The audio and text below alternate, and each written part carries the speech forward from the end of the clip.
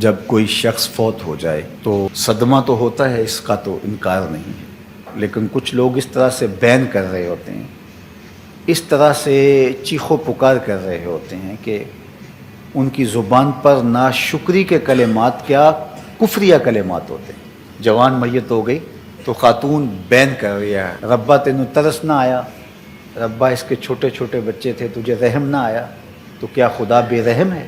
آقا کریم علیہ السلام نے ارشاد فرمایا، ذرا سنیے، لیس منا من لطم الخدود وشق الجیوب ودعا بدعوی الجاہلیہ، یا لیس منا من ضرب الخدود وشق الجیوب ودعا بدعوی الجاہلیہ، مختلف کلمات سے یہ حدیث ہے۔ جس نے منہ پر تماچے مارے، گریبان پھاڑا اور جاہلوں جیسی باتیں کی، فرمایا ہمارے ساتھ اس کا کوئی تعلق نہیں ہے۔ صدمہ تو ہوتا ہے، لیکن صدمے میں یوں بے قابو ہو جانا کہ سینہ کو بھی کرنے لگ جاؤ، گریبان نوچو، بال نوچو، تو یہ کسی بھی سنجیدہ اور متین شخص کا طریق نہیں ہوتا، اور اسلام سنجیدگی کا درس دیتا ہے، متانت کا سبق پڑھاتا ہے اسلام۔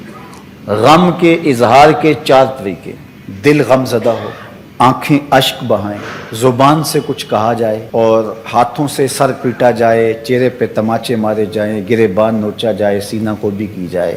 دل کا غم، آنکھوں کا غم، یہ رحمان کی طرف سے ہے۔ زبان کا غم اور ہاتھوں کا غم یہ شیطان کی طرف سے ہے۔ تو دل غم زدہ ہو، آنکھیں اشک بہائیں، شریعت منع نہیں کرتی۔ حضور علیہ السلام کے فرزند حضرت ابراہیم کا جب انتقال ہوا تو آپ کو جب بتایا گیا تو تشریف لائے اور بیٹے کے سرہانے پہ کھڑے ہوئے۔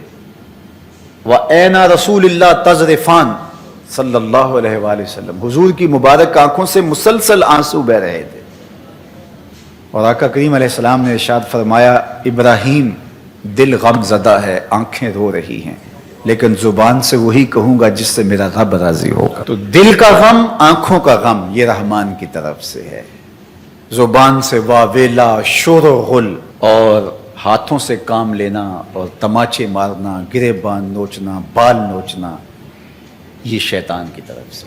حضرت ابو موسیٰ رضی اللہ تعالی عنہ جب بیمار ہوئے تو آخری لمحات تھے ان کے، تو ان کی زوجہ محترمہ ان کو سنبھالے ہوئے تھی، حتیٰ کہ حضرت ابو موسیٰ کا سر ان کی بیوی کی آغوش میں تھا، گود میں تھا۔ تو جب شوہر ہاتھوں سے نکلتا جا رہا تھا اور نبض کمزور پڑنے لگی، تو حضرت ابو موسیٰ کی بیوی نے چیخ ماری، تو حضرت ابو موسیٰ نے اس حالت میں ہی اپنی بیوی کی طرف غور سے دیکھا اور کہا، تو نے وہ سنا نہیں جو میرے حضور نے فرمایا تھا؟ تو وہ فوراً خاموش ہو گئی، اور بالکل ان کی وہ کیفیت جو تھی وہ سنبھل گئی۔ تو ہمارے دین نے ہمیں تلقین کی کہ جب صدمہ آئے، جب تکلیف آئے، جب اذیت پہنچے تو متانت کے ساتھ اس وقت بھی رہا جائے۔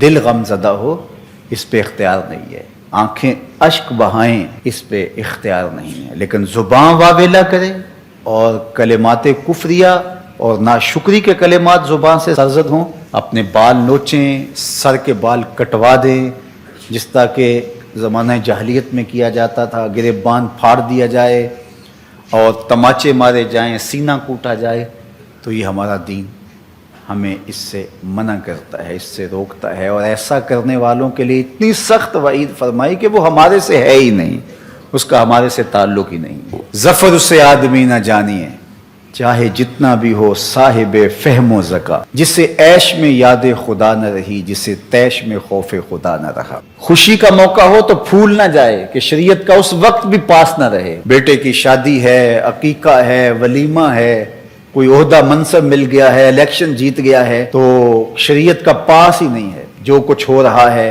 جی بیٹا خوشی کا موقع، مسرتوں کا ہجوم ہے، جو مرضی کرے، اور دوسری جانب غم آئے تو زبان سے ناشکری کے کلمات۔ تو سنجیدگی، متانت اور درمیانہ راستہ ہمارے دین نے ہمیں بتایا ہے۔